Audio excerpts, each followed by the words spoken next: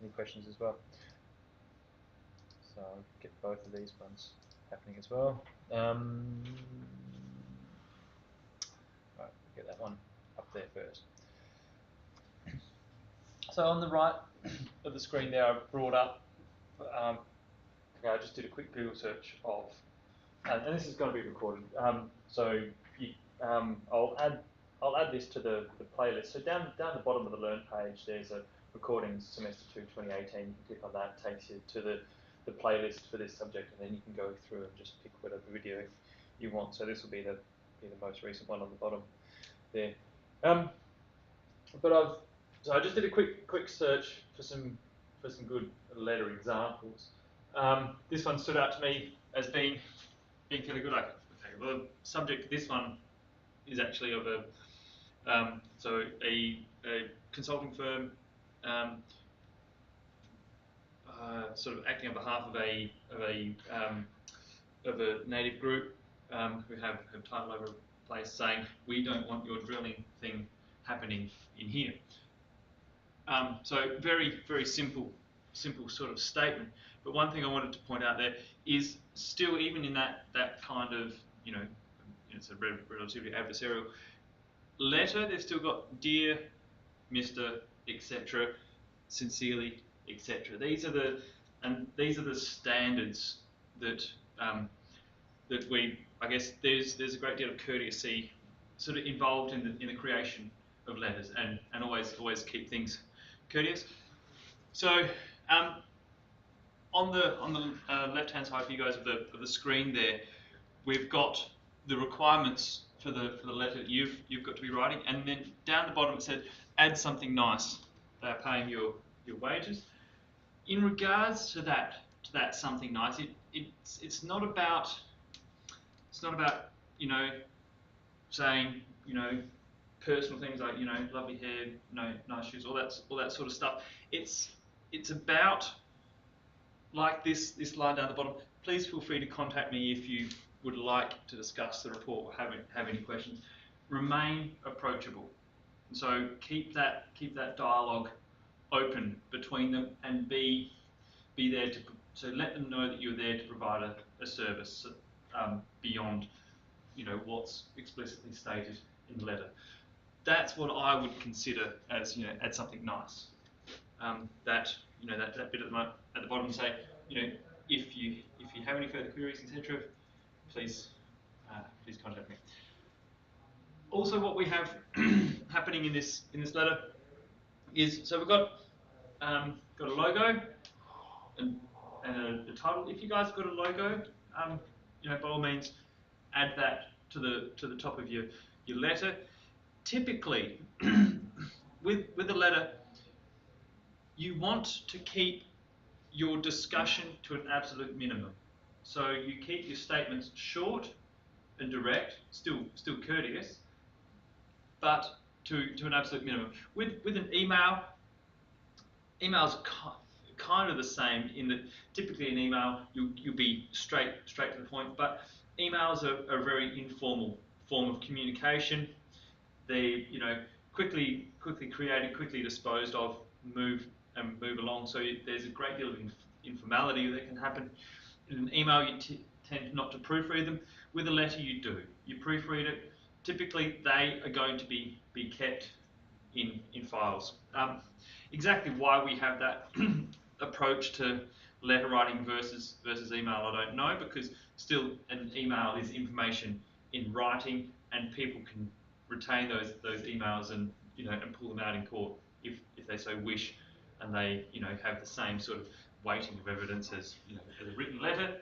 However, that is the standard sort of protocol that I guess we kind of adhere to in business, is that emails are far more informal. A letter is a formal thing to help or to go assist, to go with plans, etc. like that. So letterhead up there, or logo.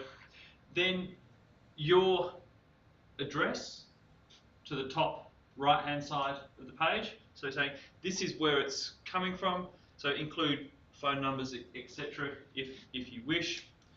So your contact details, top right hand side, and then date. So we want a date of the letter, and then beneath that, the recipient's contact details.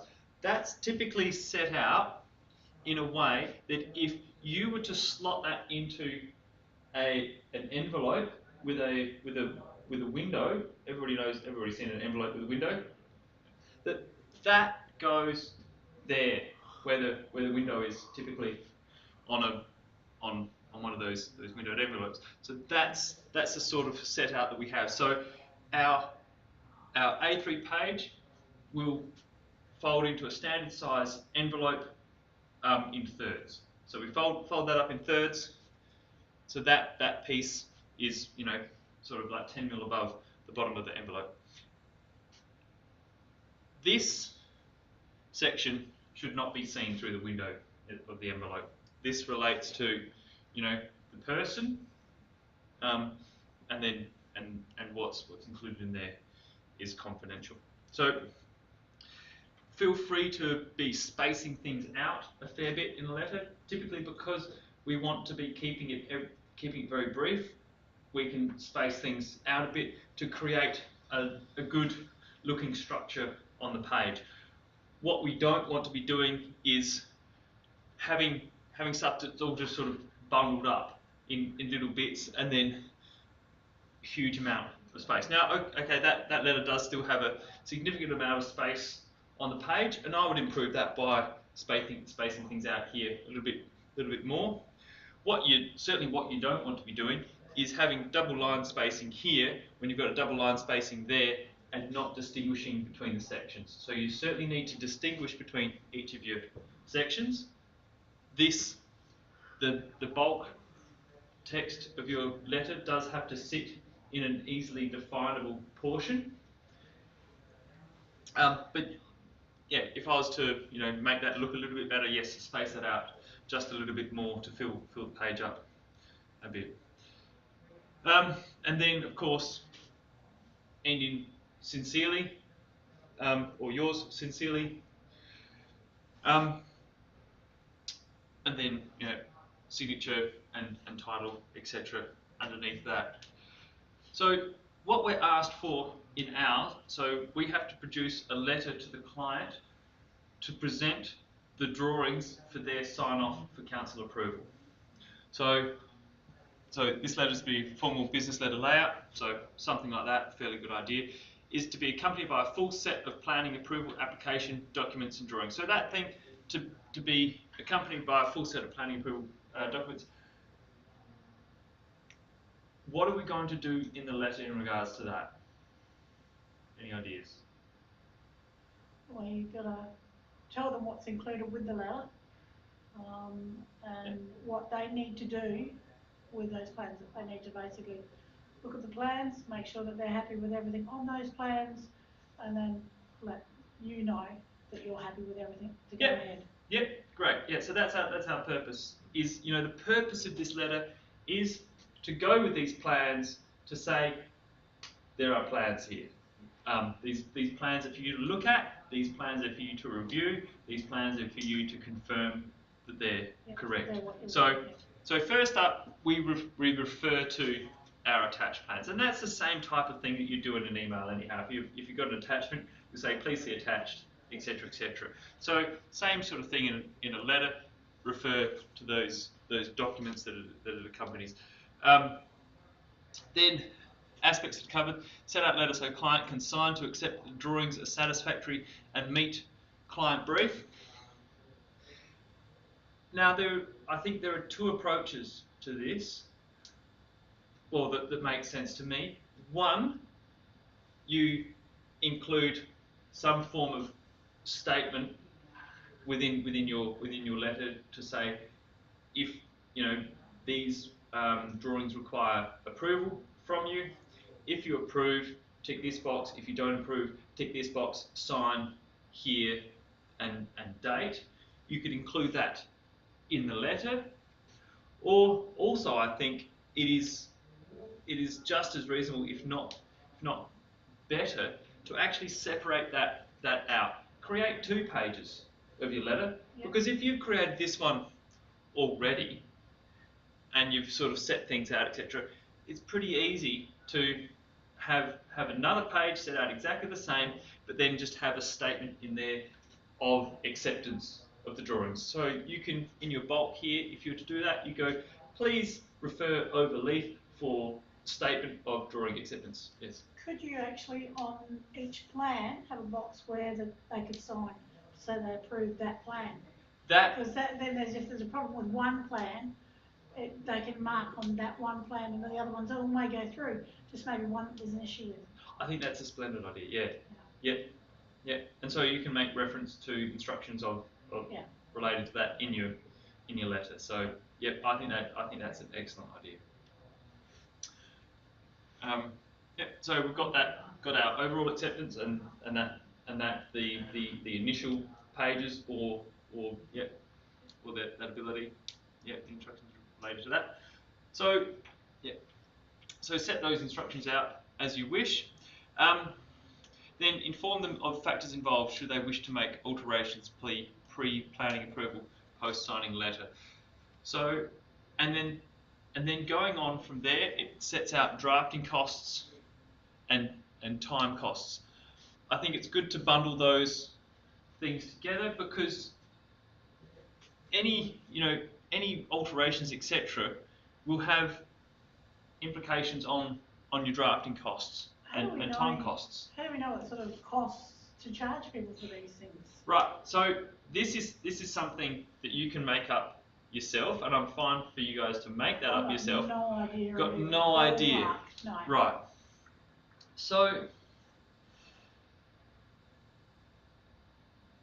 I was being charged out at $80 an hour for my drafting services within a company that essentially works very efficiently and has admin staff, etc. So that's probably right at the bottom of what you would charge out for drafting in this regard.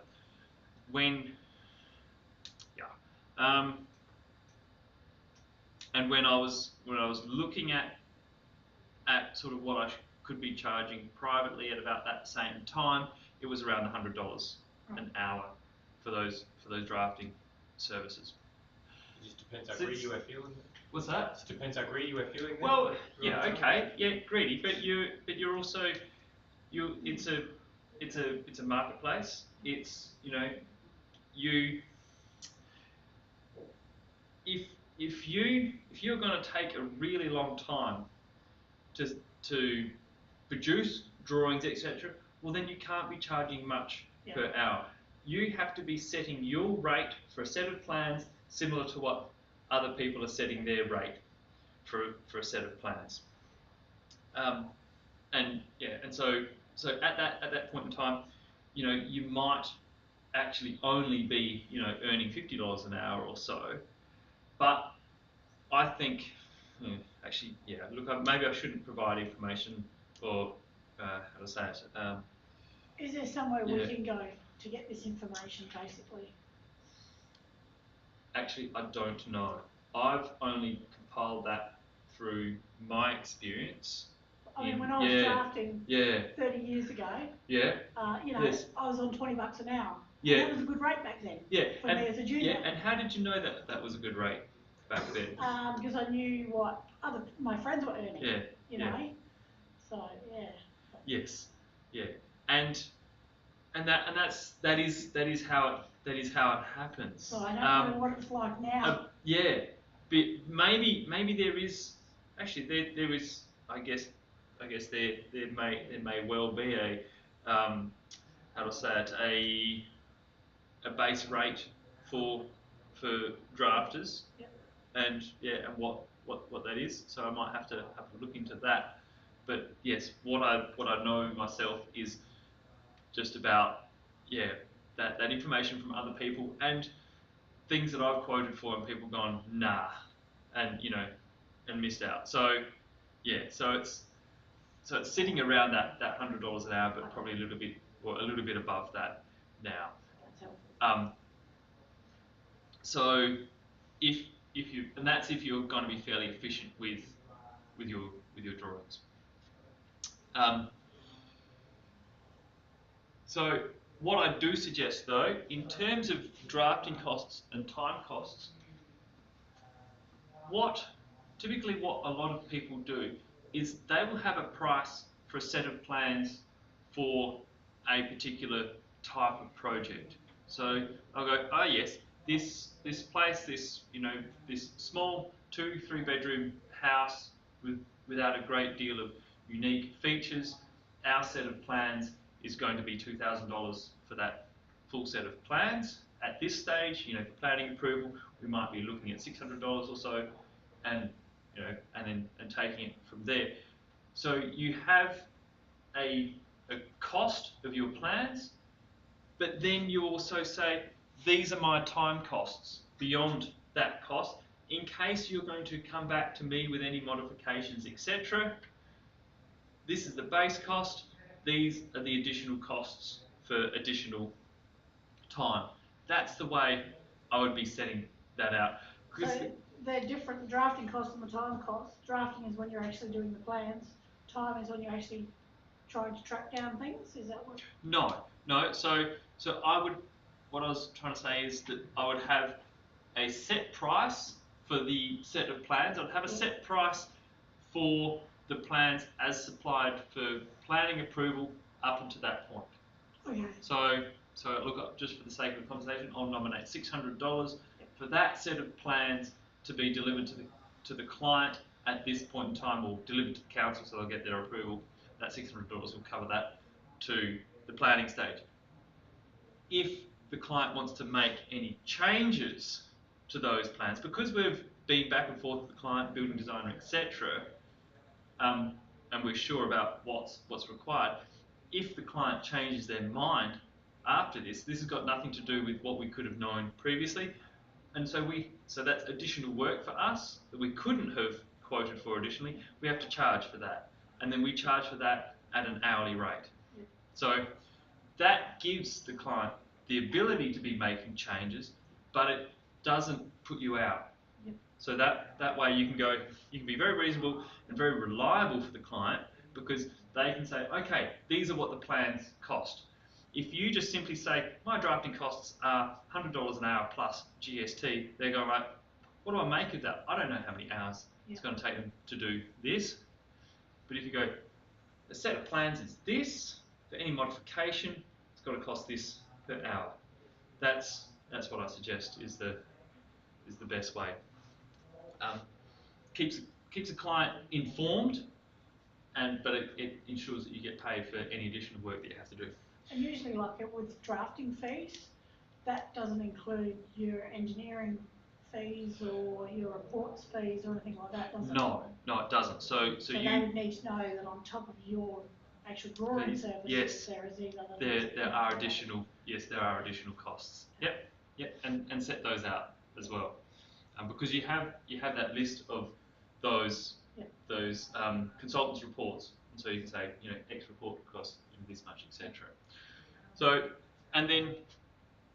So that's outline payments required at this stage. So taking that staggered approach enables you to do that easily. Outline process for submission. So that's talking about how you're going to send things to the client, and then that final thing, put something at the end to be approachable, etc. So these are the things that want to be covered. You might want to change the order of those things slightly. I'm not suggesting you should, but you might want to change the order of those things slightly to make your letter flow in a way that you feel is logical. And that's the main point of the letter, is to be brief and succinct, courteous and logical. If you can do all those things, and and proofread it a couple times before it gets sent out, that should be fine. So you've got to put yourself in the shoes of the client. If they were to get that letter knowing what they know, are they going to have any questions? And if the answer is yes, then you should probably be writing that letter slightly differently. So would we normally charge for the engineers' reports and things like that? Would we normally pay for those things ahead and have the client pay us back, or do we not risk that? I have not been in that situation, but I think typically, look, I'm not sure. I think for this scenario, we should set out that we have taken those costs because those reports have been supplied. And, you know, it was at the behest of our client. Our client does need to So pay for the sake for of them. this letter, we're Yeah. going to assume that we've already covered those Yes. costs as part of that, and Yes. that's, yeah, Yeah. just gonna Yeah. process it, whatever. Yeah. Engineers, what sort of cost is it for an engineer's consultation? Right. Well, For okay. plans? So the engineers where I was working were charging out at $200 an hour. It depends on what engineering work So like is footing required. reports, footing So- reports, that's an engineering type thing. Yeah.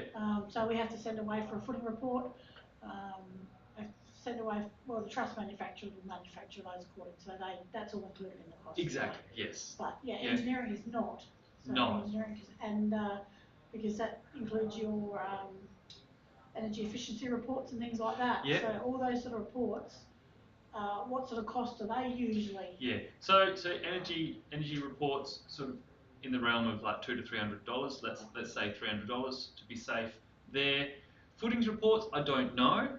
I'm kind of plucking a thing out of the air for that because I've never paid for a footings report. It's probably going to And be that- somewhere around the same, I would think, because they have preset stuff. They just have to know the soil types. Yeah, it is. You're right. It is incredibly quick and easy Yeah. for them because there are computer programs now that design footings. It happens very quickly if it's not, you know, some strange thing. So it does. Yeah, there's not a great deal there, but there's a lot of insurance Yeah. involved in that. There are plenty of structural engineers that don't touch footings and they don't have insurance for footings because it's, you know, if things go wrong, there's a lot of liability tied up in that. I would expect because of all of that liability, the charges would be significantly more than your engineering.